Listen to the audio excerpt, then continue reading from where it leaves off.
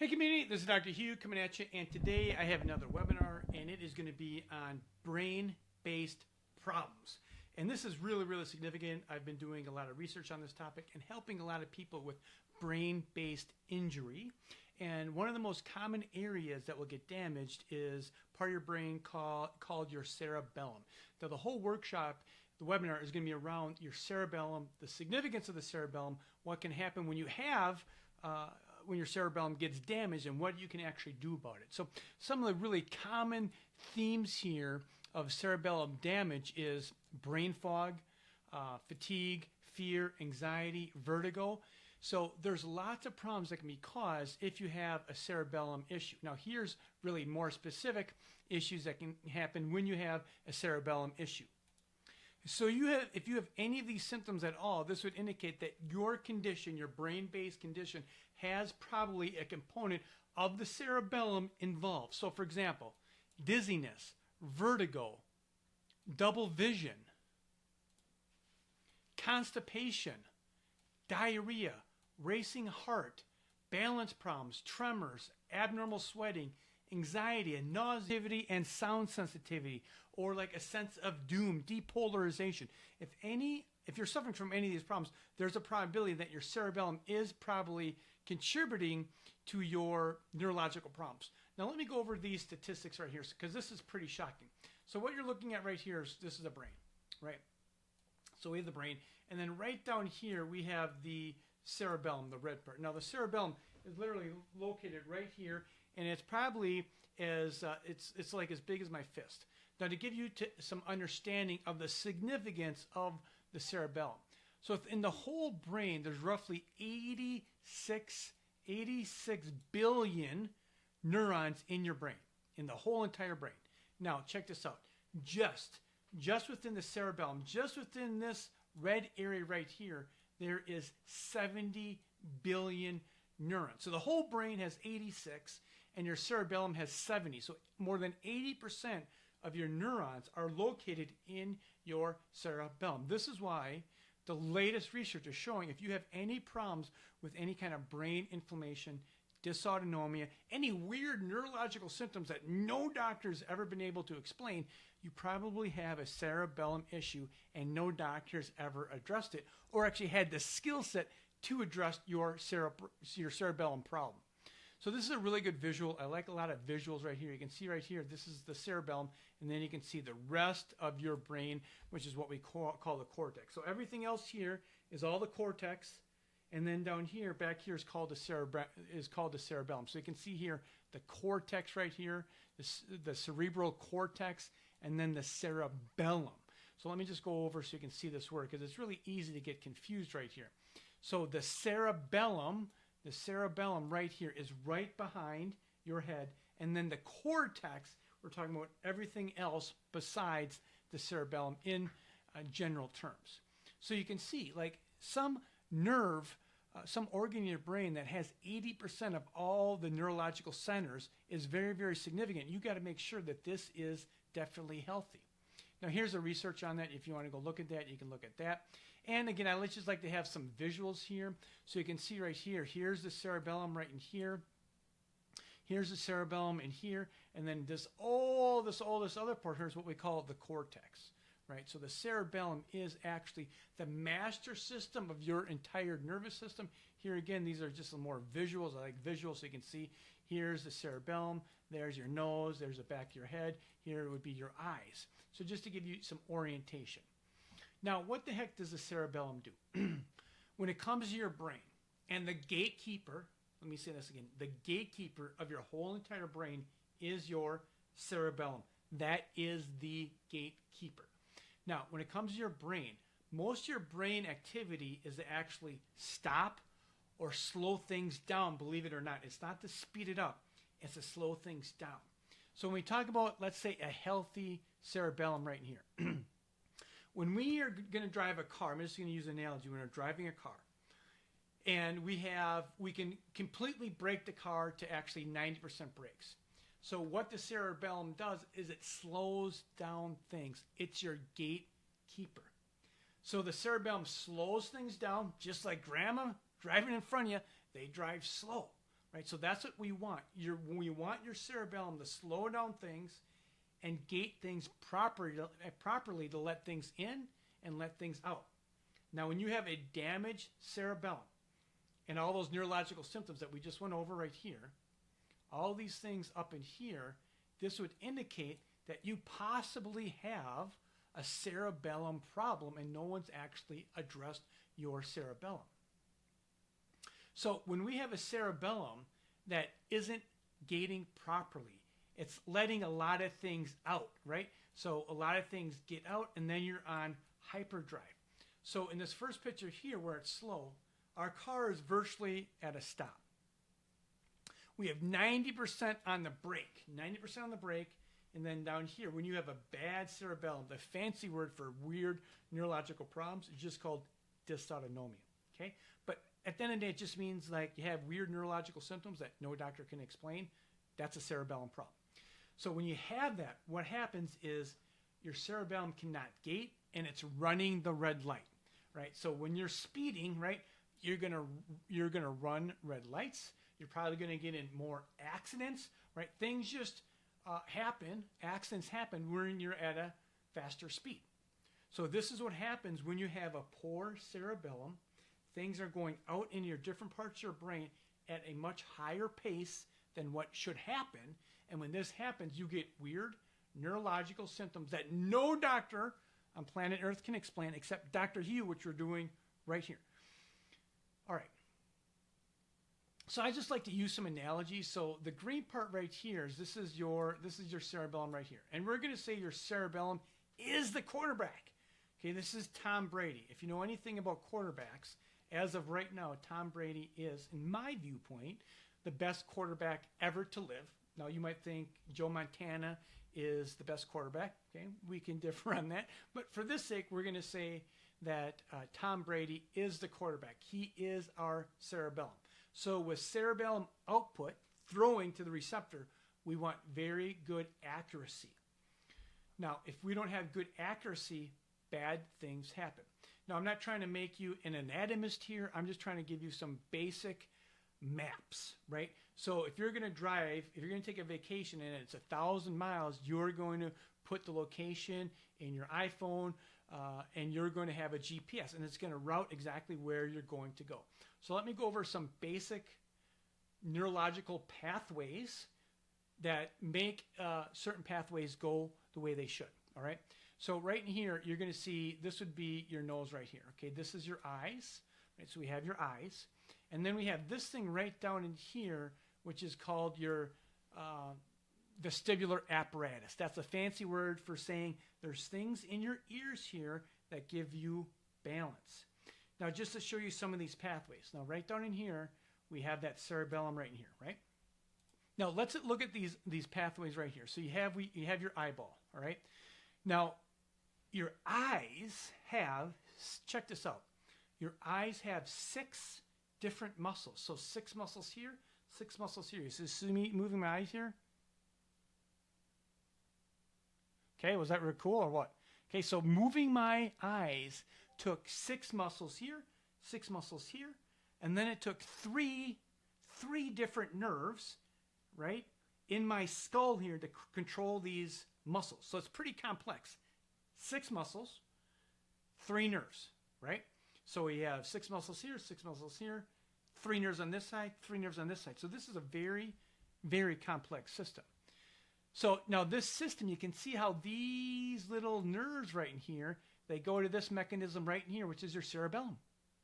Then your cerebellum coordinates your muscle activity.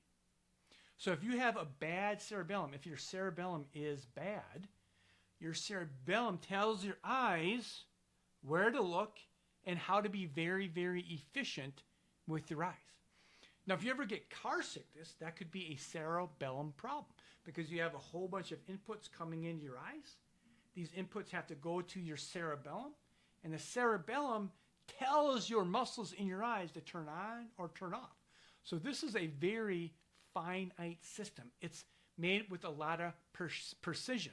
If your precision is off, you're going to have headaches. You could have dizziness. You could have vertigo.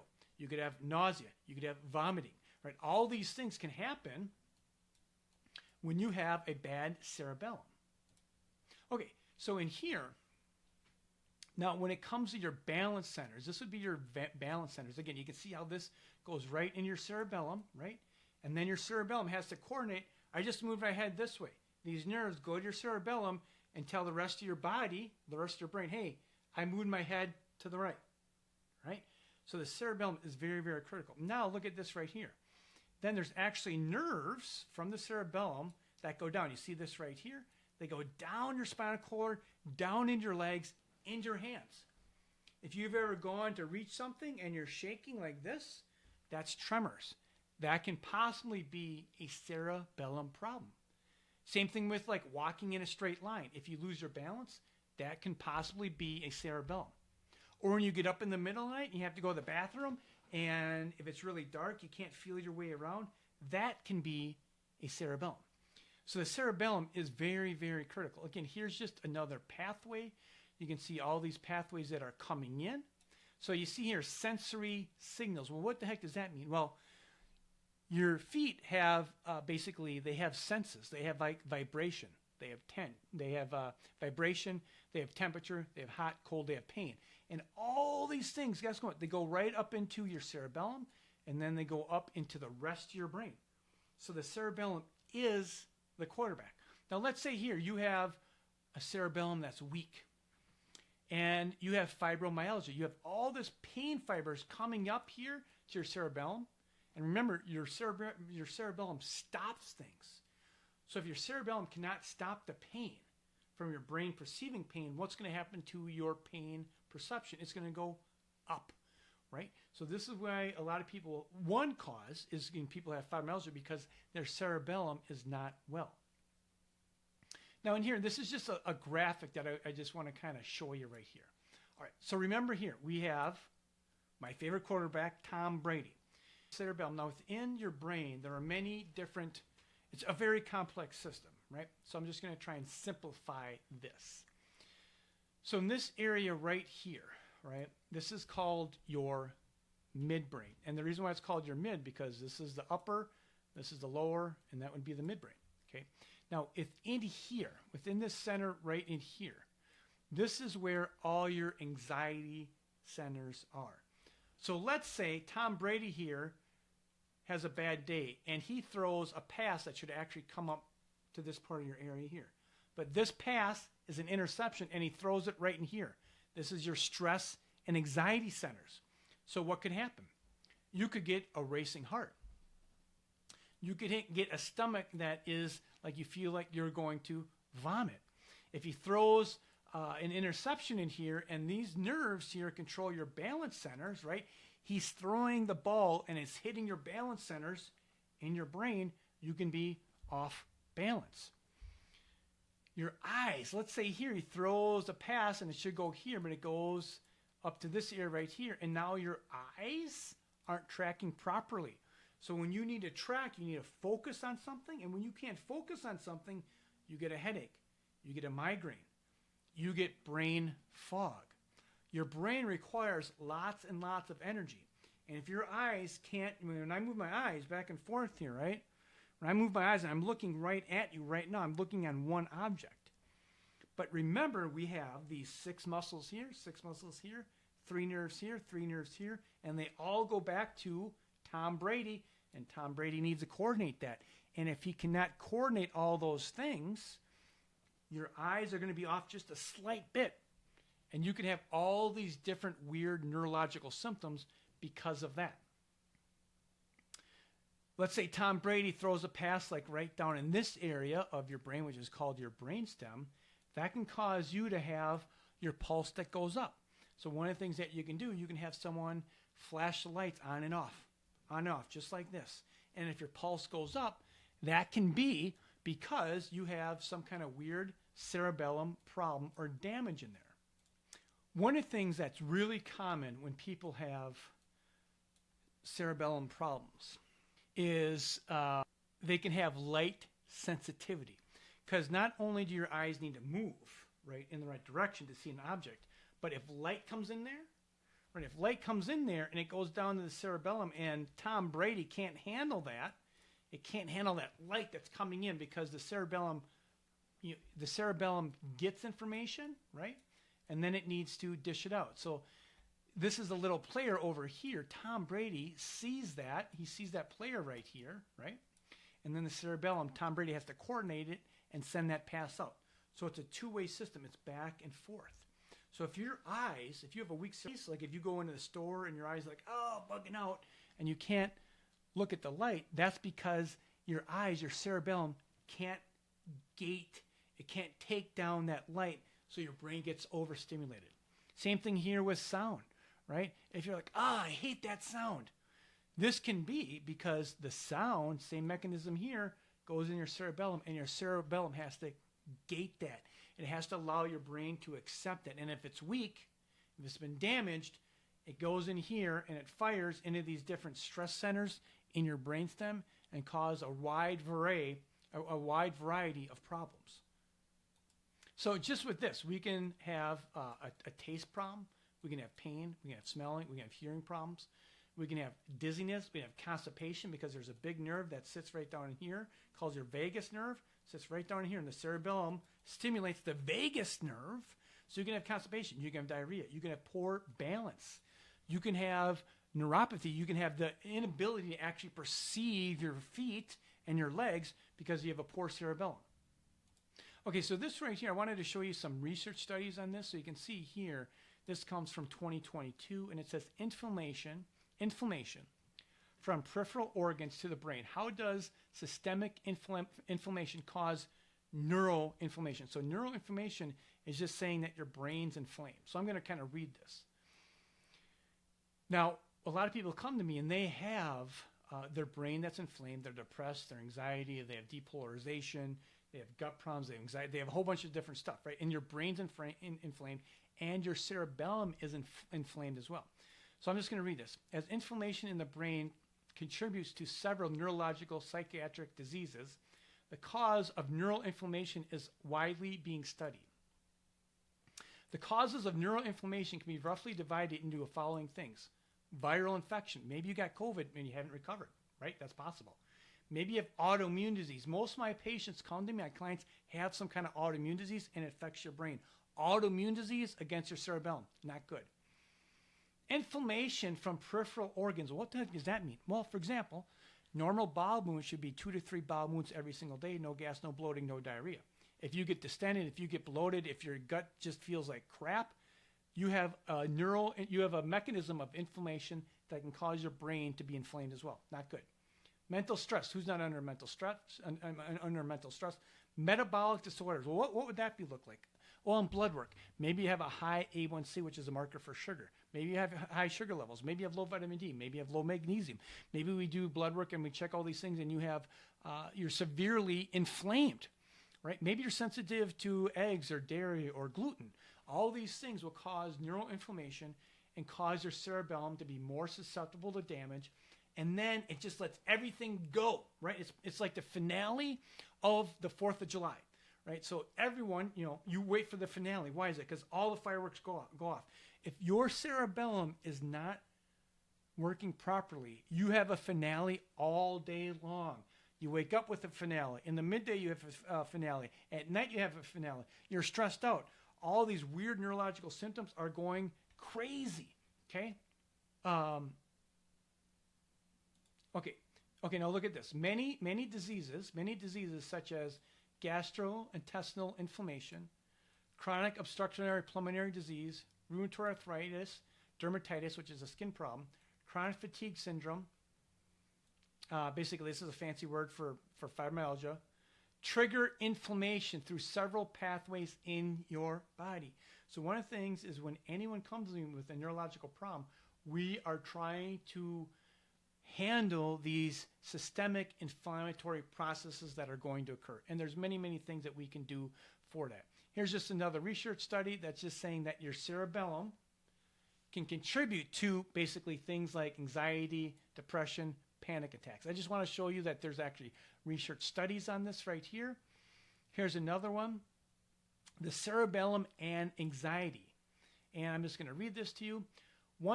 So the cerebellum was, 20 years ago considered just a motor, just would coordinate motor things. Like if you're out going to reach something, if you're going to touch your nose, it was just motor. But it's way more than motor now. So one such non-motor function is anxiety behavior. A series of recent studies now implicate the cerebellum in anxiety. And this right here, this is a brand new study, 2023. These are brand new things that the cerebellum is being researched and shown, hey, yeah, if you have anxiety, you probably have a cerebellum problem. All right, so what can we do? What are some tests, some simple tests that you can go do at home? Well, this is what we call tandem walking. So you see here how you walk? It's called tandem walking. So it's called tandem walking, and you just walk in a straight line. Do you have good balance? If you walk in a straight line and you're falling over to the right or to the left, this is a cerebellum problem. So you can simply do this, right? Now, let's say you can do that. Now what you want to do is you want to close your eyes.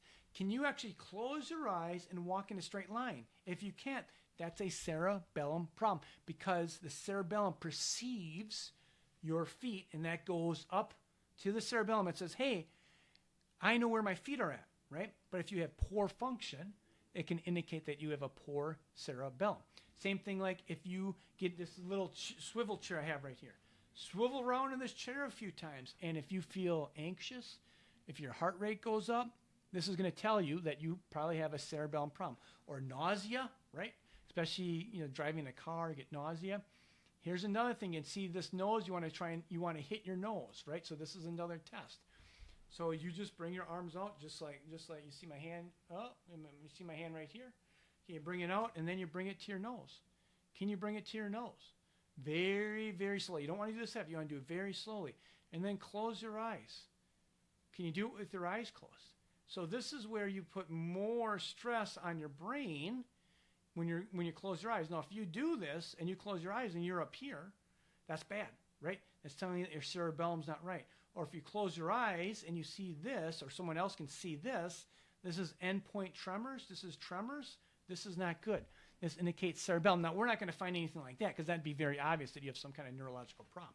But when you come here, if you're tremoring like this on your nose there, that tells you that that's a cerebellum problem. That's an indicator. So if you have that, you can have an array of weird neurological symptoms that no one can describe because no one's an expert in cerebellum function and rehabbing.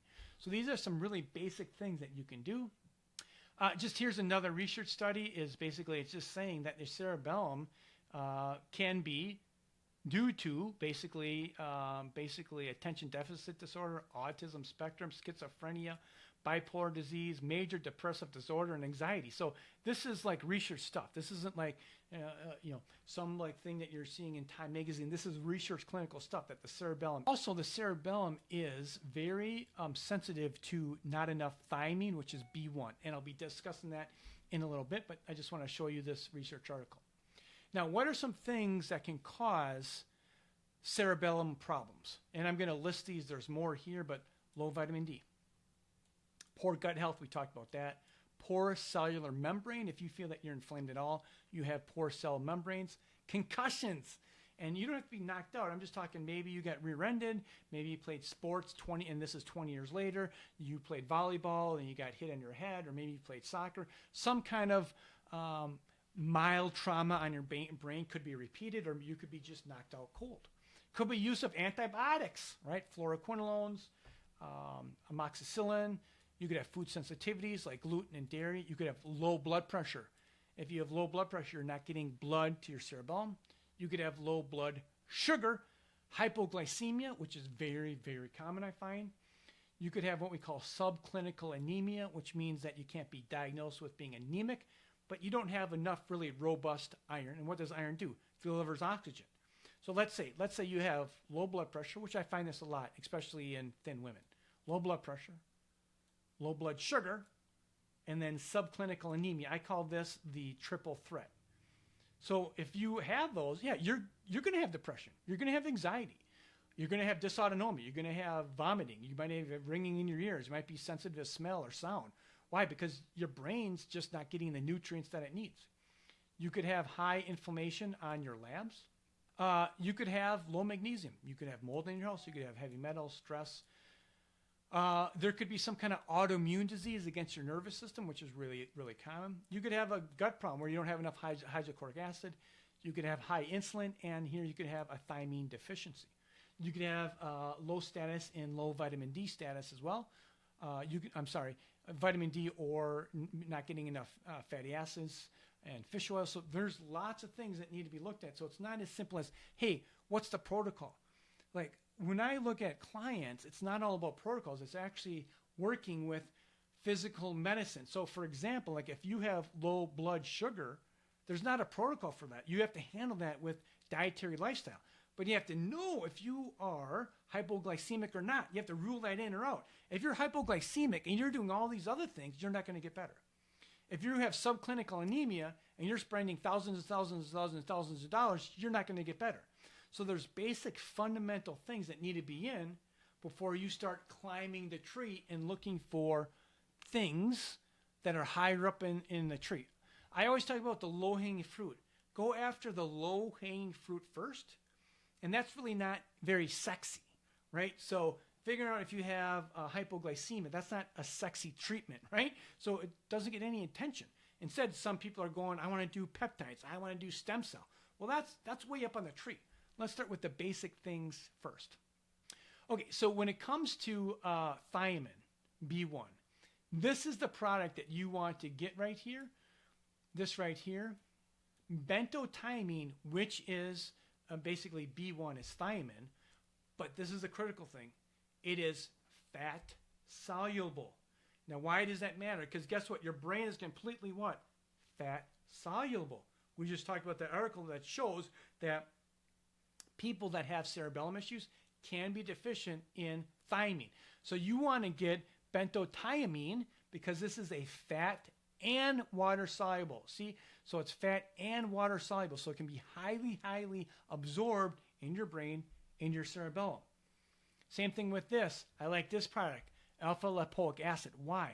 Because this is fat soluble, it's water soluble, and fat soluble. It's both things. So you're literally killing, what, two birds with one stone kind of thing. So when you come up with a treatment plan, you want to do a polytherapy approach. So I'm not saying that these are the two magical things. I'm saying that these things get results because they actually deal with your neurological tissue, and it's water and fat soluble. So for example, this is a B vitamin, right? This is a B vitamin, B1. These are generally water soluble, meaning that it's very, very hard for that B1 vitamin, because it's water soluble, to get into your brain tissue. But if we have a product that is fat soluble and water soluble, now we can have a very huge impact on your brain. So let me just kind of give you a scenario. Let's say we have someone that is really sensitive to fruit, right? And their gut is always bloated. And we say, hey, just get off of fruit. Just start eating meat and vegetables for 4 weeks and see how you feel. Let's start giving them some fish oil and some bentotiamine and see what happens. Right, and then on top of that, we can also do cerebellum exercises, and I do this online, and we come up with a very specific program on how to exercise your brain. Because it's just like going to the gym. If you go to the gym, and you're going to start off with 10 pounds doing bicep curls, and you do it for a year, and at the end of the year, maybe you're going to be at 30 pounds. This is building the strength of your bicep, or you're building the strength of your neurological system. So there's very specific exercises that you can do to strengthen the neurology between your brain and your cerebellum, or wherever that is, between your feet and your cerebellum, your hand and your cerebellum, your eyes and your cerebellum. There's a lot of things that can be done to strengthen that pathway. Now, if you do the metabolic approach and you do the physical approach, doing some of the physical exercises, and there's a bunch of other things that I put in cases, you can actually strengthen your brain, decrease inflammation, and when you decrease inflammation, then your brain gets strengthened, and now you can exercise your brain with very specific protocols and exercises, and you can get better. Okay, so I hope you enjoyed this. If you're out there suffering, I just want to let you know, you do not need to suffer. God did not design you to be unwell. So you go to my website, my name, Dr. Hugh Wegworth, really, really simple. It should be somewhere around where you're seeing this video. You schedule a Zoom call, and I help people all over the world, just like yourself, get well and get better and get results. So with that being said, take care. My name's Dr. Hugh Wegworth. Bye-bye.